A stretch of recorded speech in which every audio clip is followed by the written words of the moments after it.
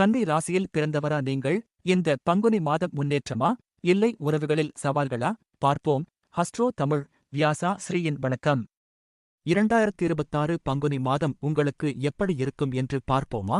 முதலில் பங்குனி மாத கிரகநிலை பார்ப்போம். பங்குனி மாதத்தில் சூரியன் மீன ராசியில் இருப்பார்.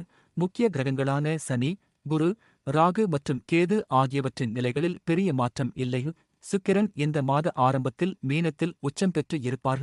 பின்னர் பங்குனி 13, மார்ச் 26 அன்று மேஷ ராசிக்கு பெயர்ச்சி ஆகிறார். மேலும் இந்த மாதத்தில் சூரியன், செவ்வாய், சனி, சுக்கிரன் ஆகிய கிரகங்கள் பல நாட்கள் சேர்ந்து இருப்பது குறிப்பிடத்தக்கது. பங்குனி மாதத்தை பொறுத்தவரை கன்னி ராசிக்காரர்களுக்கு கலவையான பலன்கள் கிடைக்கும்.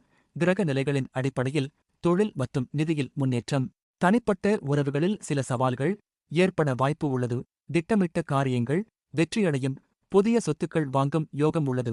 வேலை தேடுபவர்களுக்கு நல்ல புதிய வாய்ப்புகள் அமையும்.